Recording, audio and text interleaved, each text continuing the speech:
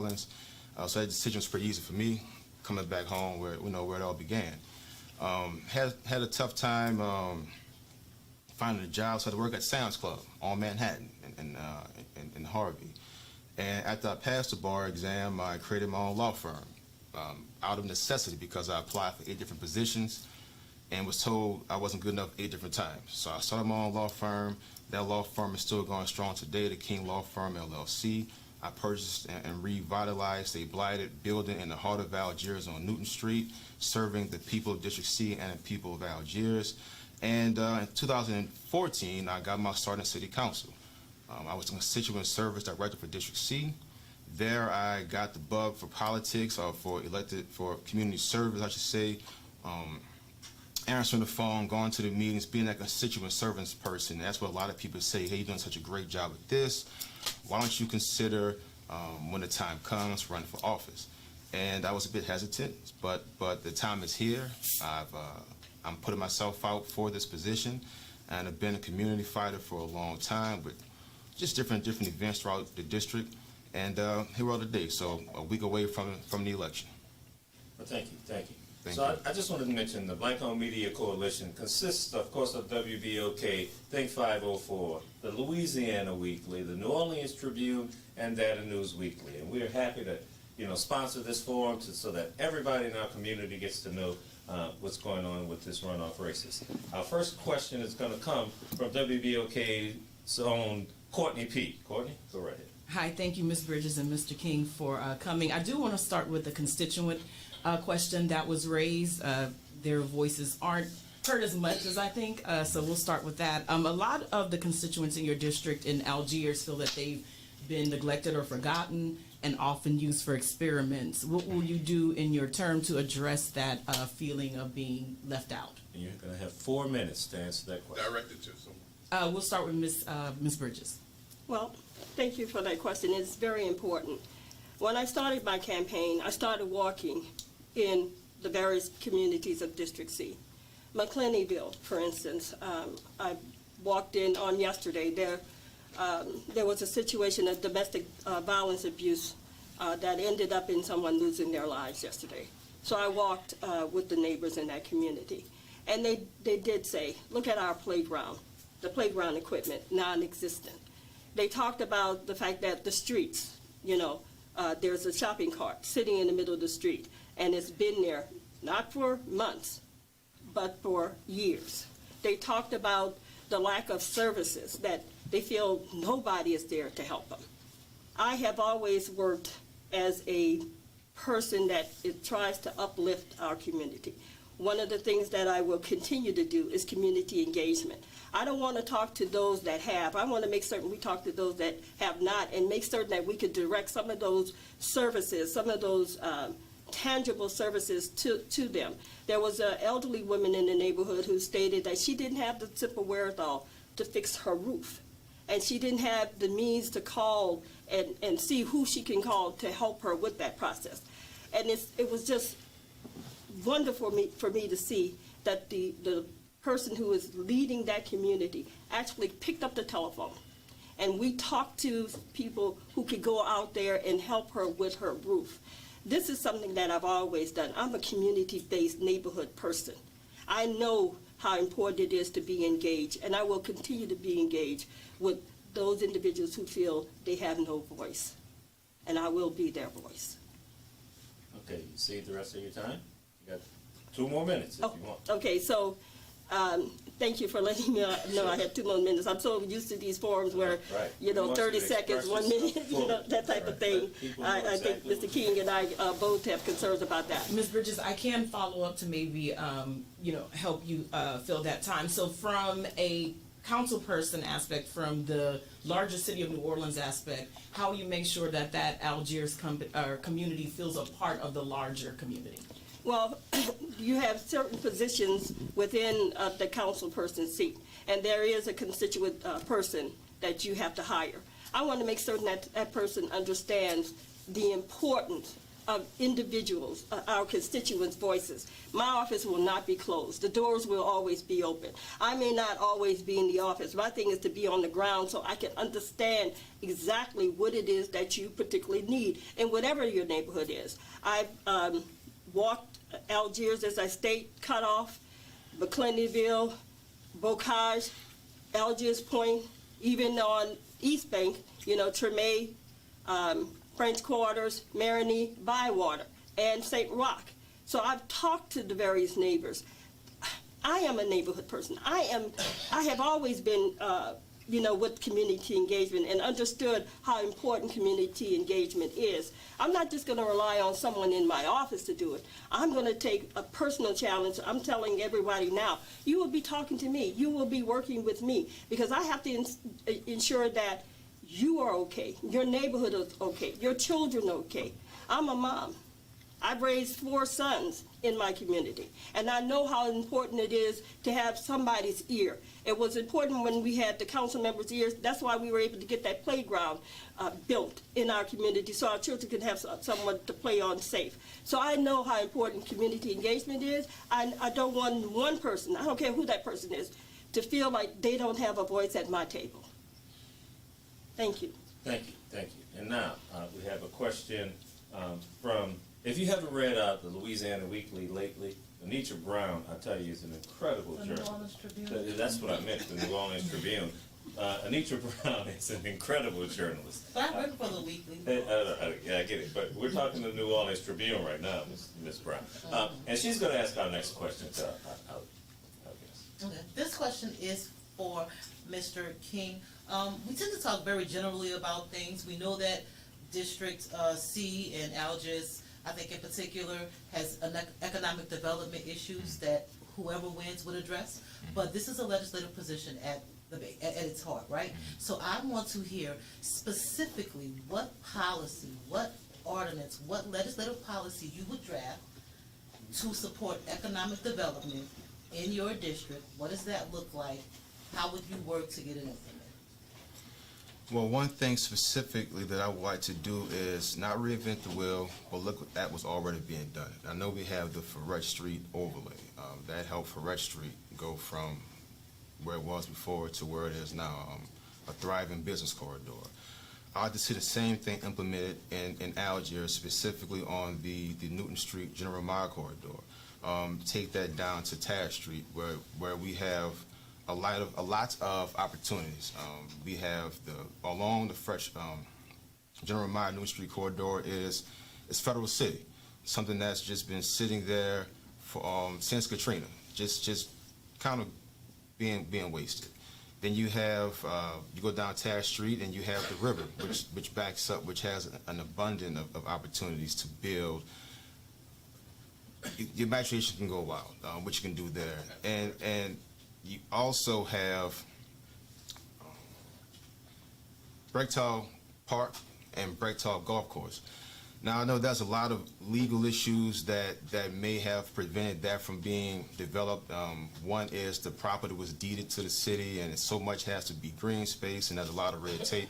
So I'd like to have either a task force or, if I can, create an ordinance that would maybe get that rolling a little bit faster. I understand we got red tape, and so much could be utilized for green space, so much could be developed, but clearly something isn't working. It's been over 15 years. The grass is tall as me. The trees are growing into Berman Highway, which is a major thoroughfare in Algiers. So I think it's enough saying what we can't do and figure out what we can do as a practicing attorney, as someone who worked in City Hall, who worked alongside of code enforcement and city attorney's office. I know what can be done, and I understand that we have to sometimes think outside the box to get that done. So a specific ordinance, I wouldn't have one specifically, but I would say, what can we do to look at that documentation that said it has to be used for a certain amount of green space? If it's not working now, let's scrap it and start from the beginning and make sure we get the Brechtal Golf Course / Park back up in Commerce. That sits on the intersection of Orleans Parish and Jefferson Parish. And the Bell Chase Bridge is under construction with the toll bridge. So now the Bell Chase traffic has to come down General DeGaulle. So you have 3 large parishes passing up this major intersection of thoroughfare by the Brechtel Golf Course / Golf Club, golf course / park. I think we can get that up in commerce. That can be an economic boost for not the district, the city, the entire parish. It can be a destination for everyone within the state of within the southeast of Louisiana to come to. So those are the major things we want to do. Look, we've already done. We're successful. Look at that forestry overlay and kind of mimic that in Algiers and redo or revisit the legal red tape, the ordinance that has Brechtel Park and golf course in such a standstill position. Okay, well, we're going to take our first break during this forum.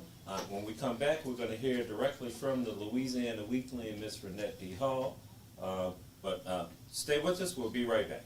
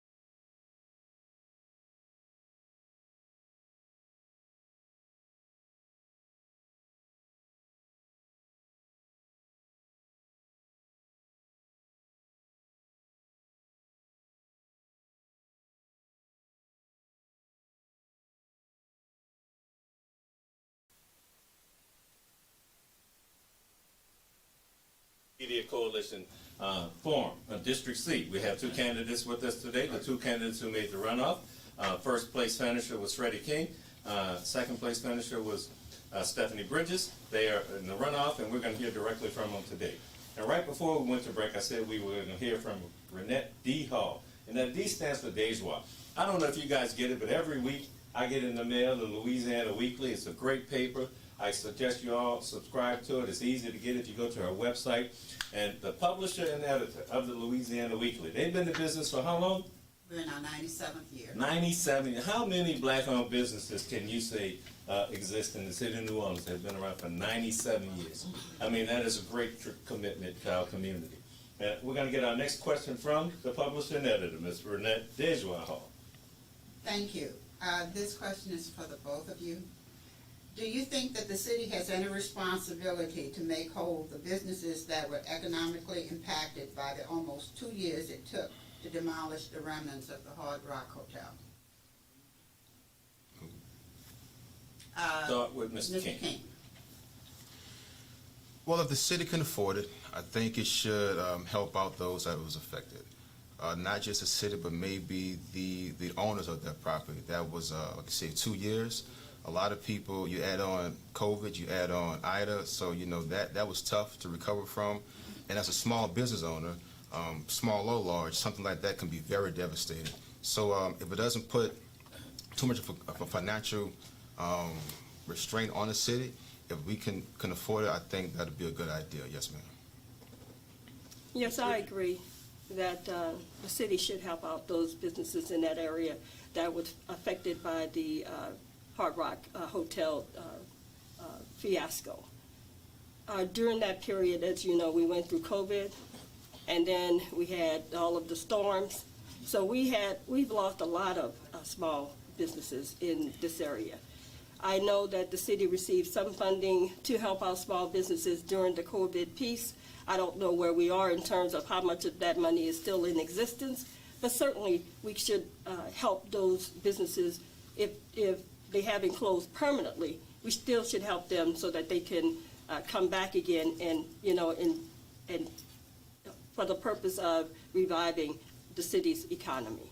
I think that's a necessary thing for the city to look at and do. Any other questions, Ms. Ho? Okay, so next we're going to hear from WBOK's Courtney P., who is a rising star in the media community here in New Orleans. Let me tell you, you can hear her every day from 10 till noon on WBOK on the front porch with Graylin Banks. But, I mean, just recently she hosted a thing with the Bayou Classic. She's all over town, all over social media. Courtney P. is going to ask our next question to both candidates. Well, I need you to introduce me everywhere. But thank you two again. And this question will be for the both of you, and we'll start with Ms. Bridges at its completion. Residents are getting tired of hearing that crime is going up, crime is going down, crime is everywhere. It appears that crime is more brazen to our constituents. What will you do and introduce, and what tactics do you think are best to work with this new crime wave? Crime wave is up, but it's up across the United States. It's just not here in the New Orleans area. And a lot of it has to do, and people say, oh, crime is up because of COVID or Hurricane Ida and Zeta and the like. When you are dealing with people who have no economic wherewithal, they're doing everything and anything that they can do to sustain themselves. I'm not stating that that's a good thing, because it's not. But we should have had some type of economic development opportunities here to help them so that they won't go outside of the parameters and do something that is illegal to self-sustain. Right now, they showed on television, right after the Saints game, there was this brazen youth going in and just, breaking down windows of people's cars and stealing whatever it is they could steal, and they didn't care if people were watching them. That is a problem. But there are solutions, and that's what we need to do. We need to talk about the solutions. Some of the kids, for instance, that's doing this, they don't have anything to do. If you go around our city, particularly District C, and you look at the playgrounds, the lack of resources that they have for students to just stay out of trouble. Our playgrounds are decimated. And then they don't have economic opportunities. People who have small businesses, they're trying to hire people, but they're trying to hire them at a livable wage, and they can't maintain that.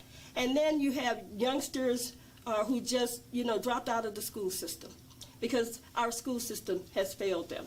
So you can't fix these problems in a short period of time because it took us a long time to get here. But one of the things that I want to do is focus on economic development. Focus on, our police, ensuring that our police have the equipment that they need, ensuring that we have enough police officers to at least patrol the area. Right now, one of the things that I was thinking about doing to shore up our police is we have at least 3 military installations around here. We can recruit from them. We also can recruit from military veterans who are now retired. We can recruit from them. And we have universities and colleges that offer criminal justice courses. We can recruit police officers from them. Yes, the police officers have a morale problem, but they need to make certain that we are with them, that we're going to work with them. You could look at 4th, 5th, and 8th District, particularly 8th District, I guess, police department. It's abysmal. There are so many things that we have to do, and you're trying to determine what is it that you can do to make certain that our constituents, the people, have the resources that they need. And as city council person for District C, I would take every approach available to me to make certain that economic development is in hand, to shore up the police, to make certain that they can have sufficient numbers to monitor the various areas in our community, and to also make certain that our citizens feel safe. Thank you, thank you. I have a follow-up. Now, you're talking about police. The police department, and the city council controls the budget. The police department takes up 65–70% of the budget. Is that too much? Do we have too many police officers? Do we have not enough police officers? If crime is on the rise, do you want to put more money into the police department? What do you think about that? We have some extra time, that's why I'm just interjecting. The question that you just phrased, obviously we have money that's just sitting out there because we don't have the necessary police right now. The police is, the numbers are abysmal of the current police officers that we have in place. So it's not like we have to recruit more money to put in there. We just have to use the dollars to hire the police force that we need to put in place. So you think we need more police officers? Definitely. Gotcha. Okay, thanks. All right, our next question again. Now, the Louisiana Weekly is 97 years old. How old is the New Orleans Tribune? 36? 36 years old. Again, ladies and gentlemen, you're talking about institutions in our community. We'll get to Terry Jones next, but we're talking about institutions in our community right now. We're talking about the New Orleans Tribune, and again, Anitra Brown's got her next question, and we'll start with Mr. King this time, I think? You want to start with Mr. King? Okay, yeah. Wasn't that me? I thought he was I going to thought say. you Oh, were the second. Miss- You were supposed He to. was going to answer, yeah, that same I'm question. getting ahead of myself. I want to make sure. Oh, boy, I'm anxious. I had too much coffee here this morning. Mr. King, I'm Oh, sorry. good. Go No right problem. ahead and answer. Can you Yeah, I was can you gonna ask that ask question like again? Yes, please. Absolutely. Put that question back out there because I jumped in all over the place. Sure, no.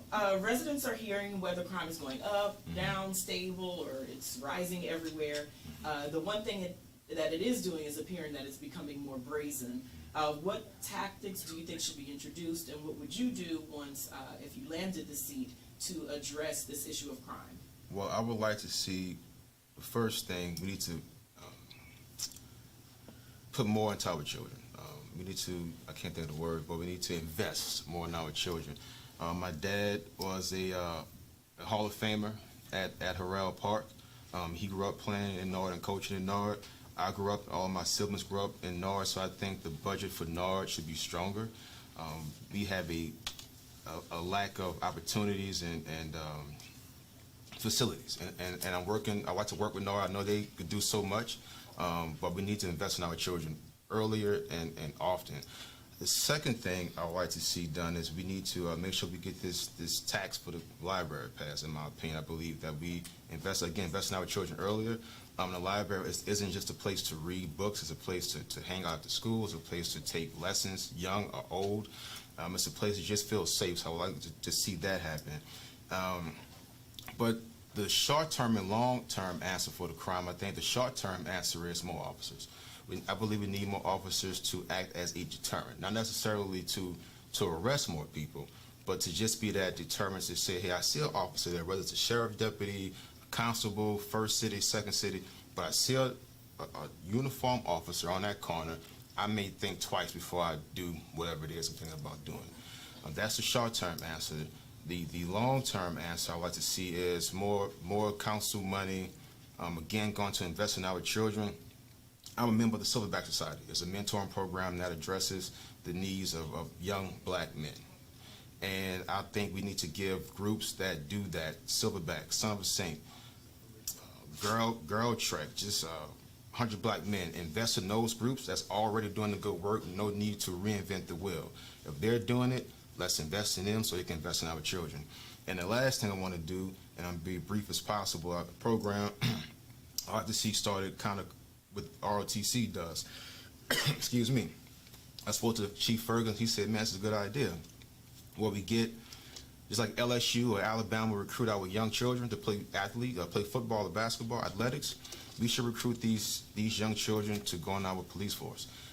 Get them started early so you get younger officers, you get better trained officers, and not necessarily put them on the front line once they're done, but have them ride with officers, have them work parade routes, have them do stuff that they would do as an officer, but do that early. Right now you have to be 21 to be an officer. So I like to work with the state to get that age reduced to maybe 19 or 18 and get those young men and women on the streets early in a more controlled environment So that way when they're 21, they could hit the ground running.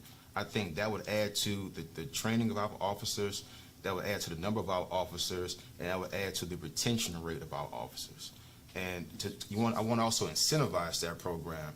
So maybe get some of these blighted properties around town and work with Nora or different banks and say, hey, we have a young man or woman, he or she just finished the police force. We identified a bunch of blighted properties, whether that's whatever part of the city, Cut Off, Bywater, Marinated East. Can we work with the bank to get this blighted property into this young officer's possession? Now we have somebody who's a homeowner. They're invested in the community. They feel like they're a part of the community, and they're from that very community that they now live in. So that's my 4-minute quick solution, way to help the crime problem in the city. Thank you, Mr. King. Okay, now we'll go ahead with Ms. Anitra Brown from the New Orleans Tribune, 36-year-old New Orleans Tribune. Mr. King, you kind of touched on the question that I had in mind, but I want you to give me a little bit more detail and talk to me from a very specific policy standpoint, things that you would do. And this question is for both of you, actually. So first, Mr. King, then Mrs. Bridges, but the approaches you would take in order to address the affordable housing issue that our city is facing. We have, it's a big problem. So I think we had to look for a minute. I think the first thing that comes to mind is look at our potential, what we have. Look at all of the blighted property that we can potentially put back in commerce. I can go in neighborhoods, unfortunately, in Algiers, by McClintonville, Old Algiers, the Cut Off, even in some of the Auroras, where you can find blighted pieces of property that's been sitting there. Now, I know Louisiana has some of the strongest property laws, so it's not just a snap of the finger, but I would like to work with our legislative delegation, our state reps and state senators, and maybe have them introduce something that can get the laws changed in New Orleans. We're not Lake Charles. I think we need to have different strokes for different folks. We have over $20,000 to $30,000 blighted pieces of property in the city. So I think we can get those blighted properties in commerce into people's hands. I like to see that happen. Just thinking outside the box. If we have, for instance, in Algiers, we have Federal City. The infrastructure is there. It used to be a place, if you were in the military, you would live on Federal City. So we have housing, we have houses, apartments, dorm-style rooms. I think all of that can be used, thinking outside the box with the affordable housing. Inclusionary zoning is something that we should definitely look into as a city. And one last thing, and again, just thinking outside the box. You know, the Tribune is 36. I just made 37, so I have to think I'm one of those young hip kids that think outside the box. Why not, if you see somebody struggling and we can give them a blighted piece of their property, let's look at to maybe we do an elderly freeze for the property taxes. How about we do a startup freeze? You know, you're just starting your family, you're just getting on your feet, the property was blighted. Are we going to help you get it? And maybe either cut in half or waive your property taxes. Not for everyone, but for those starting off with the affordable housing, give them a year, give them 2 years to get on their feet. That way, you know, they could use their money to get more stabilized, and then when they're ready, you can pay your property taxes to the city. So we have a lot of blighted properties that can be used for the affordable housing. We have a lot of land that can be used. I know we're talking about District C, but I look at the east, that's also a lot of land over there. So affordable housing is an issue, but as a city, we already have things in our power that we can do and use to attack that problem. Okay, affordable housing is key for our citizens, those who cannot afford homes to live in our district to live in citywide at this point. If you look at a lot of things that's going on, for instance, gentrification. Gentrification is causing home prices to rise. I mean, I have a home that was purchased for $135,000, and then right across the street from me, the home sold, and it's smaller than my home, and it sold for $475,000. So there are a lot of issues that you have to look at when you're talking about affordable homes. I walked the District C, and I will tell you for instance, off of Shirley Drive, on Shirley Drive itself, one of the oldest neighborhoods in Algiers, every other house is blighted. And then you have a tree that is actually growing out of a home. And the tree it's what? Taller than most of the trees that are on the block. And so, this problem has been in existence for a long time. What I want to do is take those properties that have been deemed blighted, because in order to be blighted or deemed blighted, you have to have gone through some type of process. I want to get those houses back into commerce and get it into, let's say, first startup homes, or get it into people who just want a home. It doesn't matter if it's startup or not. They just want a place where they can raise their families. I want to take that property and just put it back into commerce. Once it's been deemed blighted, I want to do a law where you have 30 days as the owner of the property to start doing something. Now, if it's a home where an elderly person was living and just doesn't have the wherewithal to put it back into commerce, there are agencies that have funding for that, but they're just not aware of those agencies and how to garner that funding. So I want to streamline my office to help those type of situations, so help citizens navigate. That's what I do every day of my life with the nonprofit, is to help them navigate the system so that it will work for them, thereby working for us. So in Federal City, it would be nice to, once we get everything going, because right now Federal City is under a taxing district. They get TIF funding from the Walmart right there in Algiers. They get over about $1.2 million a year. And nothing has been done with Federal City from, I believe, 2014. What is it to use those monies that ADD has to do affordable housing in that particular area? Then when you look at De Gaulle Manor, that has been blighted forever. And we know that someone has been given the contract, but they have yet to do anything to put it back into commerce. I want to look at those contracts and get that placed back into commerce. That's one thing that we could do for affordable housing. And then we have another, Helmo apartment complex that's just been sitting. I want to work with everyone during my 4 years to get those particular pieces of property back into commerce so that there is affordable housing in our district. Thank you. Our next question is going to come from Renette Dejoie Hall of the Louisiana Week. Another factor in not having affordable housing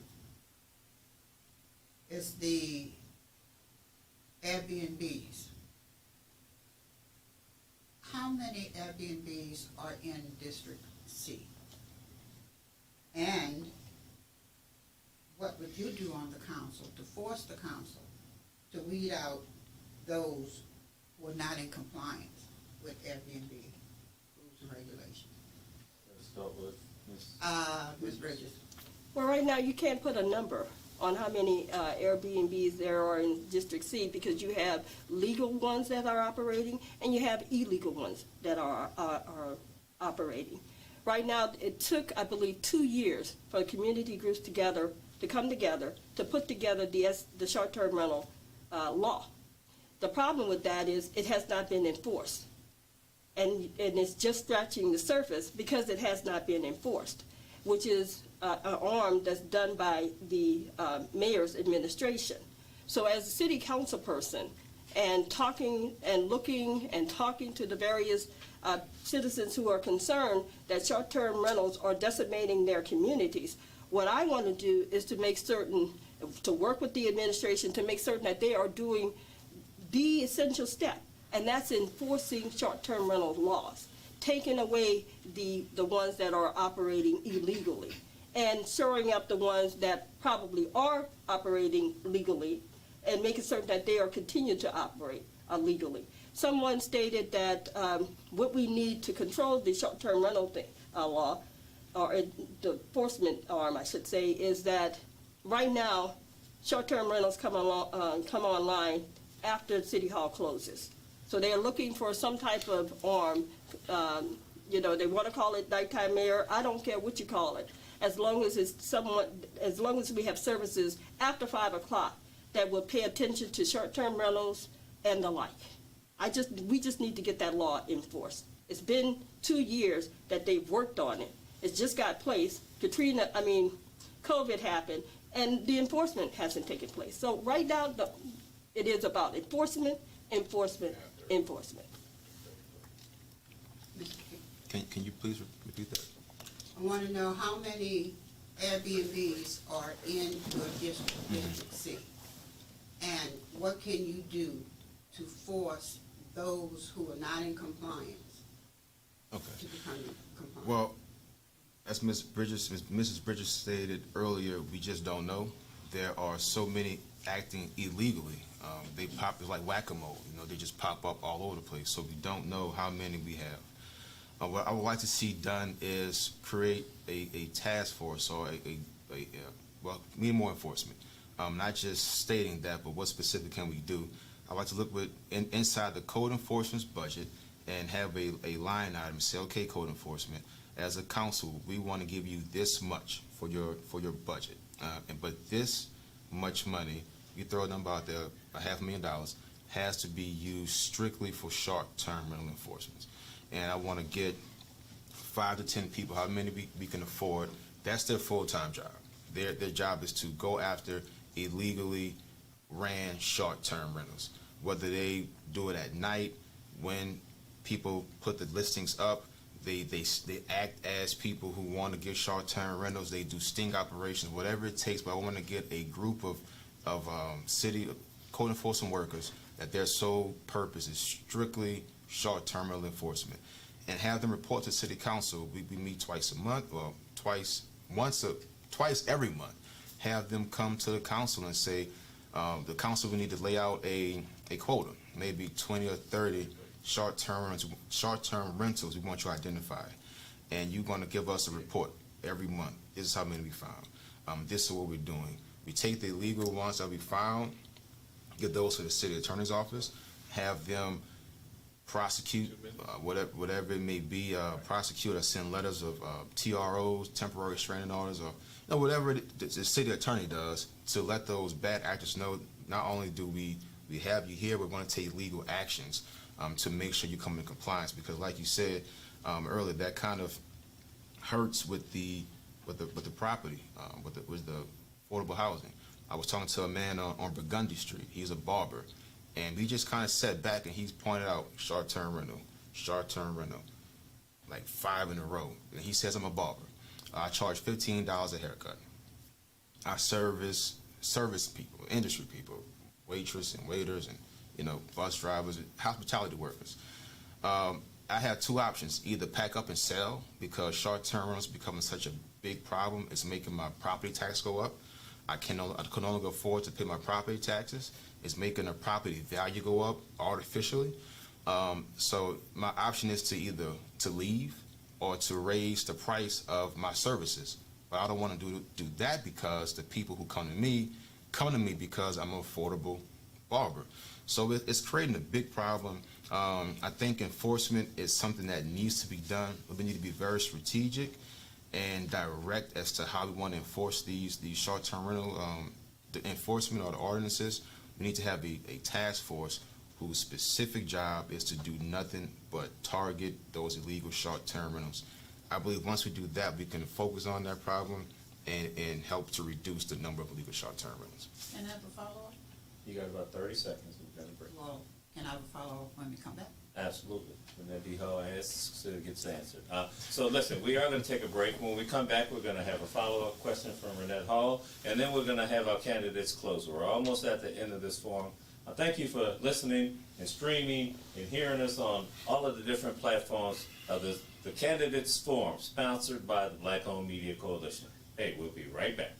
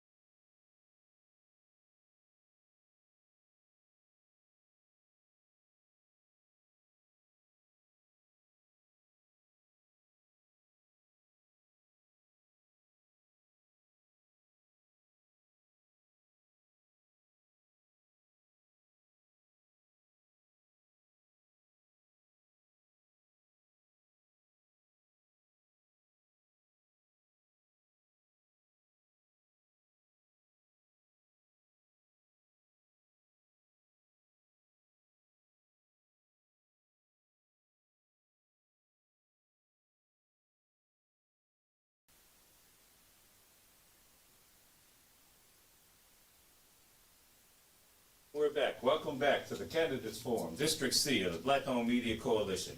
We have a follow-up question from Renette D. Hobbs of Louisiana Weekly. Yeah, the follow-up is that, we hear candidates every election talk about what they want to do and what's not being done. We just spoke and heard that Mr. King would like to have an enforcement department. Who's going to enforce the enforcement department? I mean, the council and the administration always blame each other and nothing ever gets done. Who on the council, and if you are elected to the council, will you be that person to put down the gavel and say enough is enough, and that we are going to have something done for this city? As far as short-term rental, As far as short-term rental, as far as conducting city business, period. well, to address the short-term rental one, that's why I want them to come in front of the council every month at one of the council meetings to give us, to be accountable of what they're doing. I think accountability is the word. And you have a council that checks and balance the mayor, the administration, so they kind of make sure hold each other accountable and force the other. So I just think it's a matter of having a strong council, not so much a strong council as much as a council that works together. You can be a strong council, but if you're strong individually, you're not strong at all.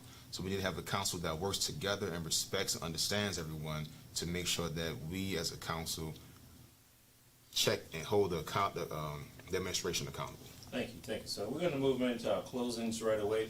We're going to start with you, Ms. Bridges, and let the people know why they should vote for you. Thank you for participating today, by the way.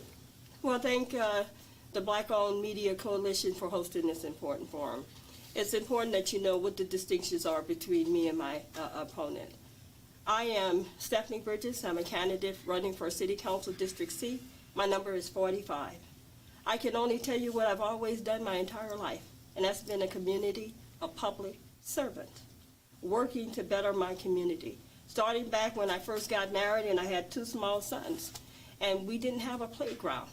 And I voiced that with the rest of my neighbors, and we got together and we did the hard fight. We worked with the city council person at the time to get a decent playground for our kids. I know what has to be done. I served on the Algiers Charter School Board because I wanted to make certain our kids were being educated properly. Unfortunately, from the latest report, that was not the case.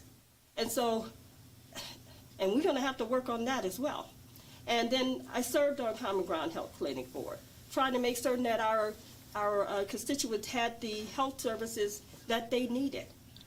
I have dedicated my life working with Women on the Move to make certain that various things took place. We had initiated trash pickup, not since, we've had the trash situation that we've had. We've been picking up rubbish for over 5 years now, just to make certain our community stayed clean. And even though 5 days later it popped up again, we still went back out there. I have been working in my community my whole life. We raised 4 sons in our community. And as a woman, a black female, it gets tough. But we know what we have to do and we just get it done. I'm passionate about this position. For too long, it has always been politics over people. I want to make certain that it goes back to what it's supposed to be, and that's people over politics. I'm independent. I will be your independent voice. I will work for you because I know that's what my job is. I answer to you and not the other way around. If you want somebody that's going to actually serve you, work with you, listen to you, and be that support that you need, then you need to elect Stephanie Bridges for City Council, District C, number 45. I tell people every day, we have to work together. We have to, in order to build our community up, it has to be a grassroots thing. My campaign is grassroots. I don't have money like my opponent does.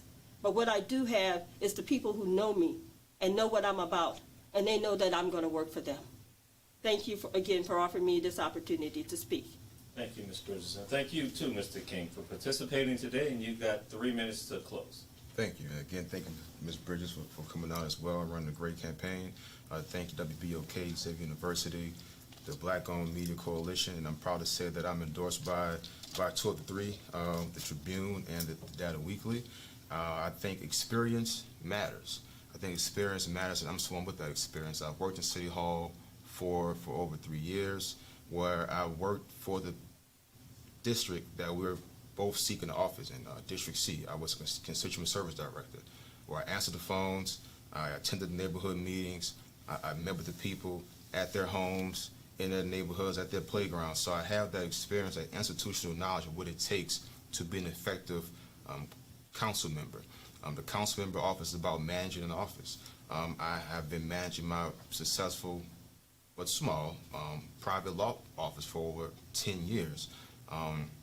So I think that experience definitely matters, and I'm someone who has been having my eyes on this for quite some time. It wasn't since the current council member decided to seek a different position. This is something I wanted to do for a few years because I see the lack of care and the great need in our district, and now how parts of the district, specifically Algiers, the gap between the haves and the have-nots has grown dramatically. I think that relationships also matter, so I'm very proud of my endorsement from the mayor, from the congressman, from our district attorney, and a host of other elected officials, including 3 of the current council members who have already been elected. So I think that speaks volumes when they say, we look at the two candidates, and of the 2, not only who we think is the best for the job, but what we want to work with. That's what it takes. It takes the council working together, and they chose me, and I'm very proud of that. But it's not just that; it's the community people, the people who have endorsed me, Big Chief Dow, Big Chief Casby, the coaches that coach our young men and women, the coaches Keenan Lewis, Bryce Brown, Tommy Connors over at Carr, Shaw, and Landry, LB Landry, former coaches Frank Wilson. I can go on and on, but just having those people, Miss Carol Lang, a longtime educator, Miss Lewis Colin, owner of McDonald's in the West Bank area. So just to have a great group of support from my elected officials, our city leaders, our community leaders, and having that experience is what makes a great a politician, or not politician, elected official, and a great leader. And I believe that's me. And I believe for those reasons, District C should elect me to be the next council member. Freddie King, number 46. Thank you. Well, thank both of you again, and congratulations to both of you, and good luck to both of you. Thank you. Thank you. Thank you.